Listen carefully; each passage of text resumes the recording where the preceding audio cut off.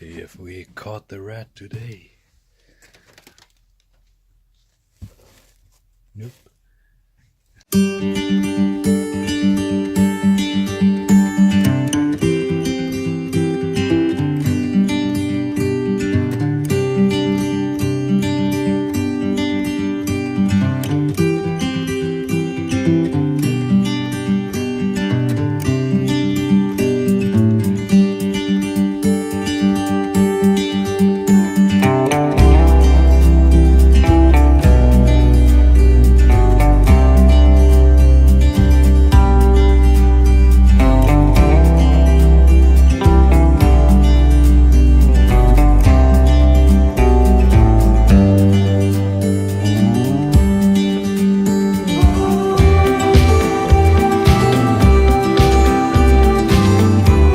Feels like the beginning of an adventure.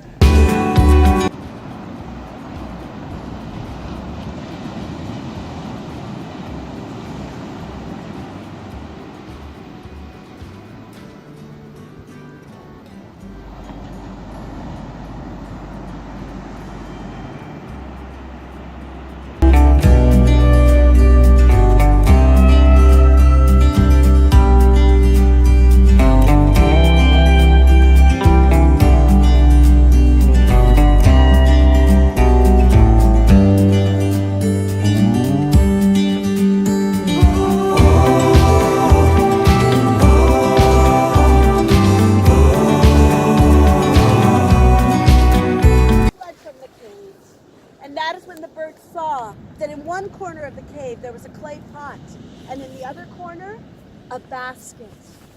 The lid was moving, and now a piece of rope. No, a snake was crawling out, a desperate snake with a wild look in its eyes, rushing for the door, trying to escape. But the bird could see that the snake would never make it. His body was growing so quickly. So this bird rushed into the cave and grabbed the snake and flew back out just in time. And finally the snake was free of that gloomy spirit. As the bird soared across the sky, it explained its idea to the snake. And the snake was so happy to escape, it agreed to let the bird lay its body across the land. And it became the mountains in the distance, the mountains we can still see. So that the next time the gloomy spirit convinced the people to do wrong, that time the rain was held back by the mountains and slowly released as a beautiful silver river. And for the first time, people had clean water to drink, and they could water their crops, and they began to get along with each other, and they prospered, and the air was full of laughter and joy until the shortest day of the year came, the first day of winter, the longest night. The gloomy spirit was pacing in its cave. Where was the snake? Why was he taking so long to come alive? He had so much to tell his friend.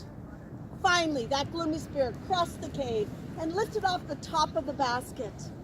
And the shriek that it let out when it realized that its only friend in the world was gone, that sound pierced the air, and the sky animals knew what was going to happen.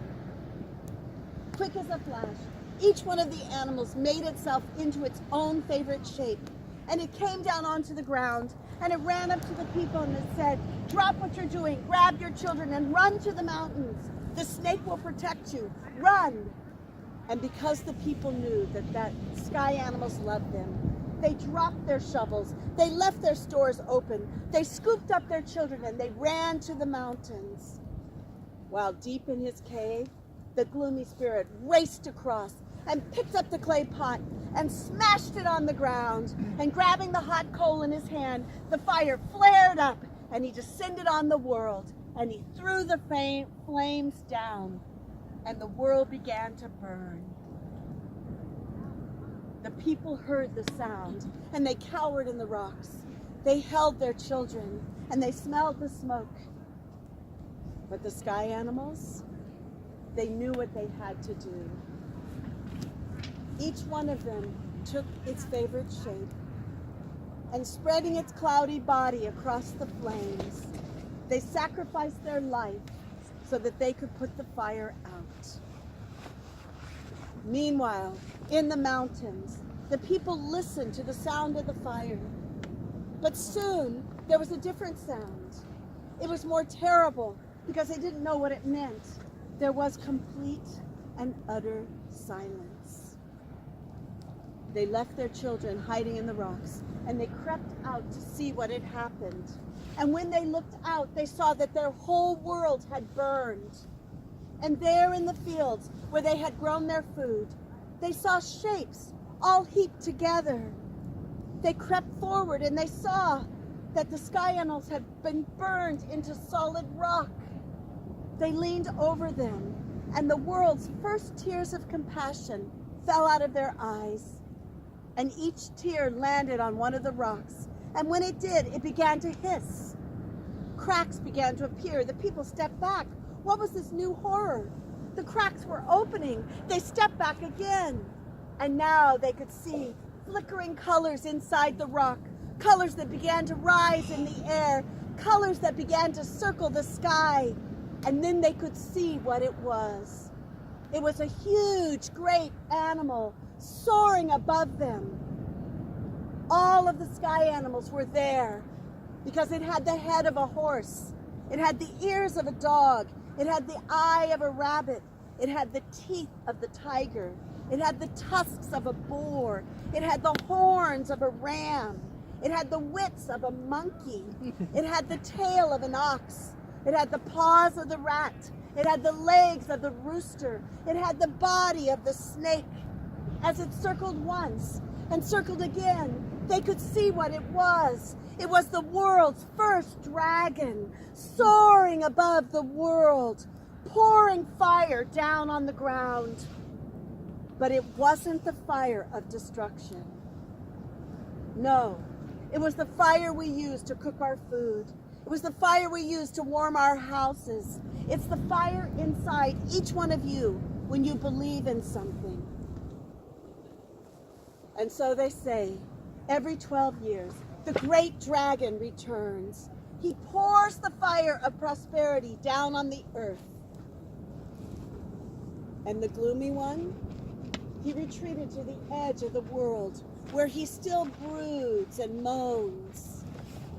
And the rocks that were left behind, they were burned black by the dragon's departure.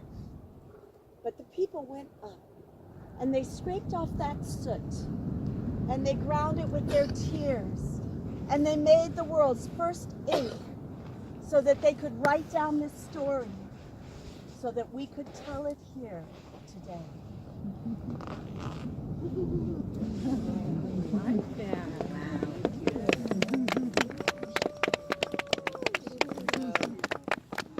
Bowing to the fire, and of course that's a Chinese dragon. Not a Harry Potter dragon. I always have to explain that to kids. Give strength to the weary, give arms to the poor, to the tainted and needy, five senses restore. Give song to our voices, give sight to our eyes, to see the sunbound as the new moon shall rise.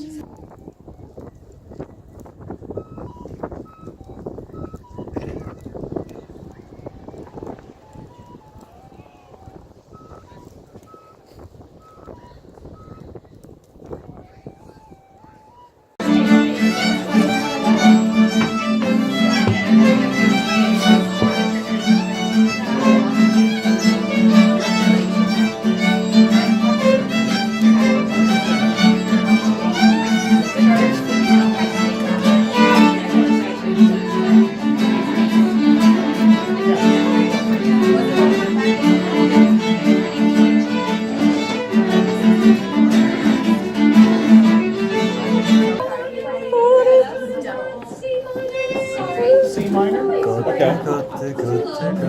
Okay. To that little song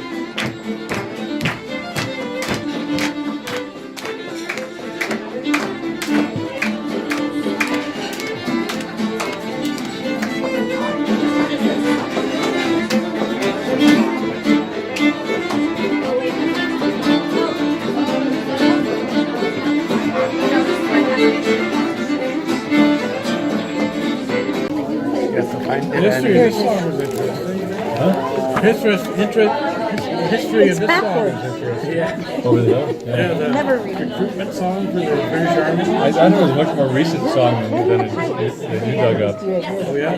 Yeah.